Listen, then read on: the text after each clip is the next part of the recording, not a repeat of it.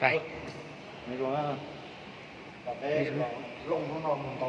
Lông mì pan muốn tàu á.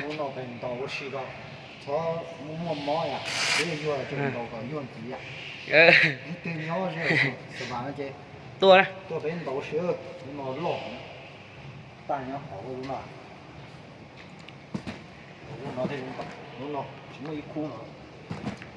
Cái cho nhiều anh chơi tua phật nữa. Chơi xe. Nó chả. Nó chả chối thế. Đó. Đó đó. Mũ nữa. Cái mũ. Sai lên tàu này. Tàu xe. Rồi. Tàu xe coi gì hơn.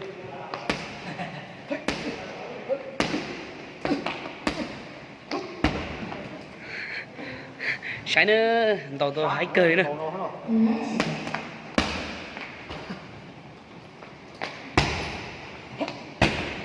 Hàng tích tiền đấy. Nó này.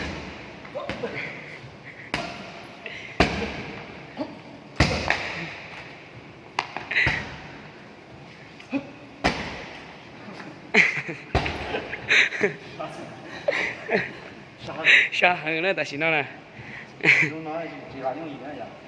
Vô.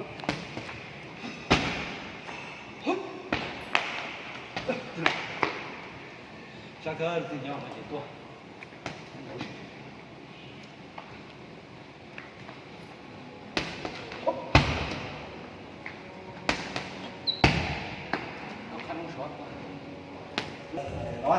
Nó nè.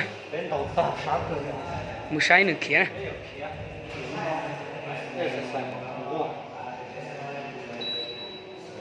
Mà xếp sai. Nói.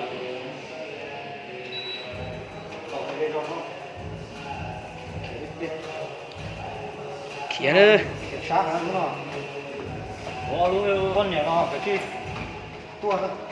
Hai củ luôn. Có luôn trên nó tèo. Đó này. Có gắn chắc của anh. Có. Nó nữa. Tại sao nó ăn gần một kia này. Đó. Đây kiểu xịt. Nhật con nhẹ từ sạc kia nó tua này. Đi ra ngoài nhà mình cổng lắm.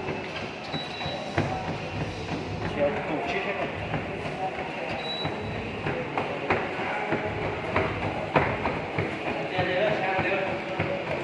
Đắt nữa. Cái khung chưa không.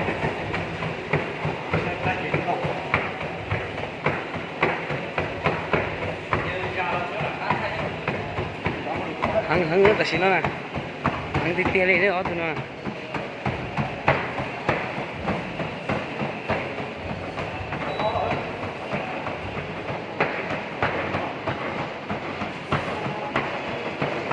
Cái tia đó. Cái trắng khô đi nữa.